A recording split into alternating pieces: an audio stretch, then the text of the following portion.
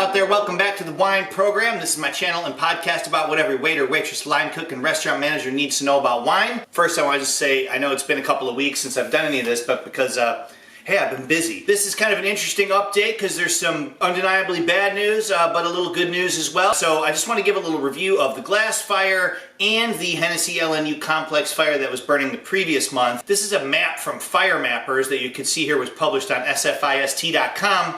It shows the massive burn area of the glass fire all around Calistoga. That's the heart of the NAPA wine, restaurant, and resort industry. The map also shows the even larger LNU Complex Hennessey Fire, which was burning in the Vaca Mountains to the east of Calistoga. And even though that was like a much more massive fire in terms of acreage, it was burning in the mountains. And I'm not trying to discount any of the damage that was done there, but it wasn't the same in terms of these like iconic properties and resorts being damaged and even destroyed. So just to give you some stats as to where we're at, according to CAL FIRES, as of 10/13, they stopped updating the LNU Lightning Complex fires that include Hennessey, Gamble, and Walbridge. It started on August 17th, 2020. It was extinguished on October 2nd, 2020. It affected Napa, Sonoma, Lake, Yolo, and Solano counties. Like I said, over 363,000 acres burned. It is finalized status according to CAL FIRE. The glass fire was smaller in terms of acreage, but I think more destructive in terms of capital and economic damage. The glass fire started on 9/27/2020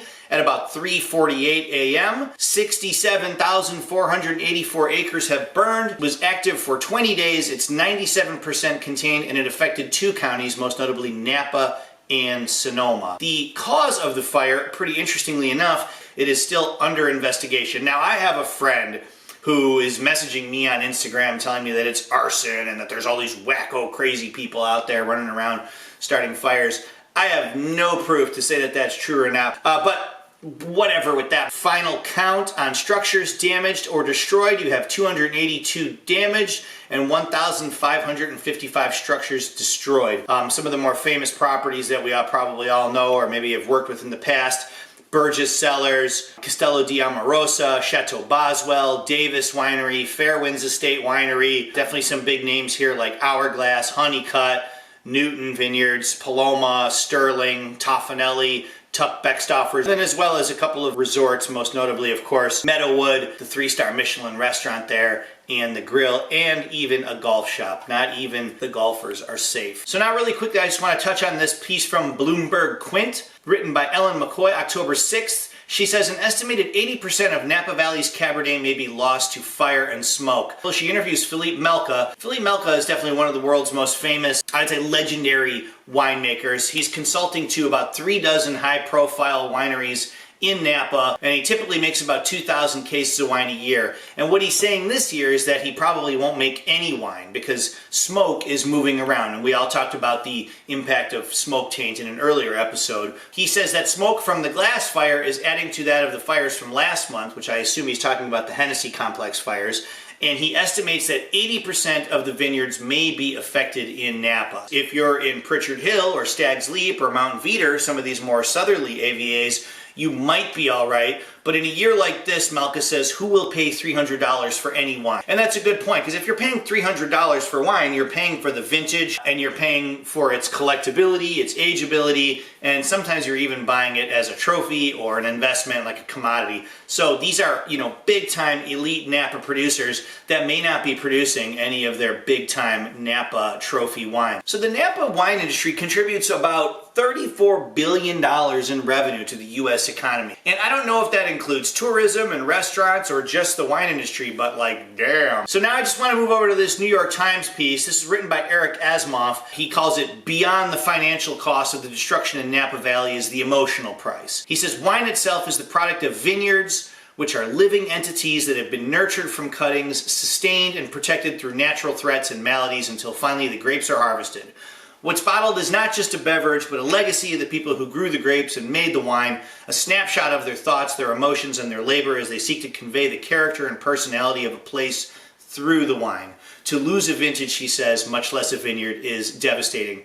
And again, I think his language is a little flowery, but I mean, you would have to agree. I mean, anybody who's ever lived close to one of these wildfires, I mean, I remember when I moved to Los Feliz because I wanted to walk my dogs in Griffith Park, and about 2 months after I got there was an 800-acre wildfire in the park, and it's traumatizing to watch the natural world that you love, that you're connected to, burn before your eyes. It really is a mind-altering experience.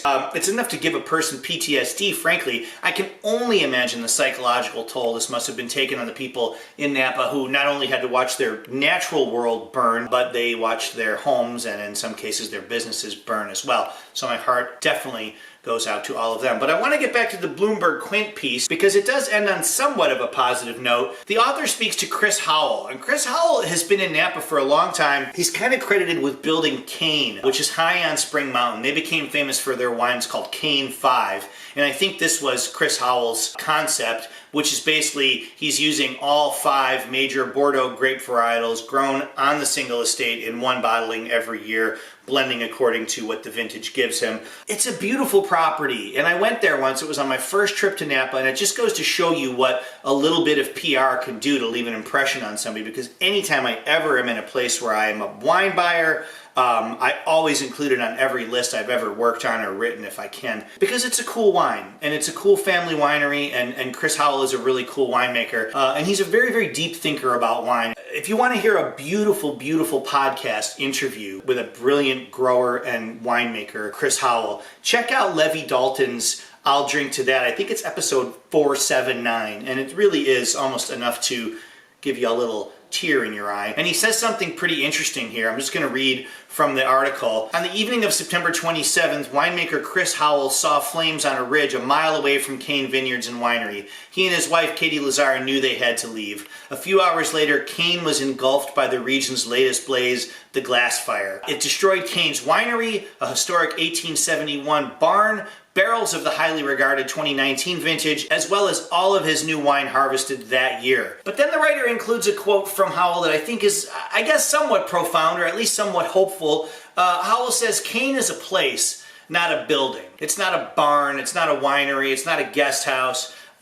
Kane is a place. Spring Mountain is a place. Napa Valley is also a place. It's a place of amazing terroirs, it's a place of amazing climate, and it's a place of great beauty, and there is this really, I would say, wonderful pioneering spirit that goes back to, I guess if you could trace it back to 1938 when Andrei Chelichev arrived there, you could say that it's been advancing towards perfection since the 1930s, really got put on the international stage in the 1970s with the Paris Judgment at Paris. I would say since then it's really been considered one of the most important wine producing regions on the planet. And I'm sure that that spirit of innovation and the search for perfection, the desire for perfection is still going to be there, especially with big money people like Bill Harlan, like Galen Lawrence Jr., like Louis Vuitton, Moet Hennessy. I mean, you want to talk about consolidation and corporatization of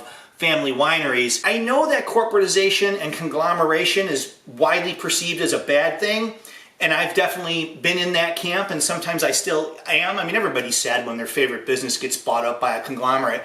I'll tell you what, man, Galen Lawrence, the billionaire who bought Burgess just like a couple of months ago, is going to have a hell of an easier time rebuilding Burgess than the Burgess family would have after their insurance tapped out or whatever. Or Louis Vuitton Moet Hennessy is going to have a hell of a lot easier time rebuilding Newton than the Newton family would have had, or whoever owned it previous. You've got massive corporate money, you've got really dedicated families and workers, and again, it's Napa. It's definitely one of the greatest brands on the planet in terms of fine wine. So let's just all say we hope that Napa will, be back on track to prosperity and greatness just as soon as possible. But meanwhile, Katie Bell over at Forbes says something I think we can all do right now. She says the best way to help Napa during the wildfires is to drink their wines. While many winemakers struggle to make something of the 2020 harvest, There's an easy way to show support, drink their wines. I think that's all something we could probably get behind. So this week or coming up on the weekend, go out, go to your favorite retail shop and pick up a bottle or two of Napa, spend that extra 20 or 30 bucks, pop it open, show your support. That's all I got for now. I'm gonna be back in just a minute with some more updates and news and wine reviews, etc., etc. I'll see you back here on the wine program. Thanks for tuning in. Adios and peace, guys. Peace.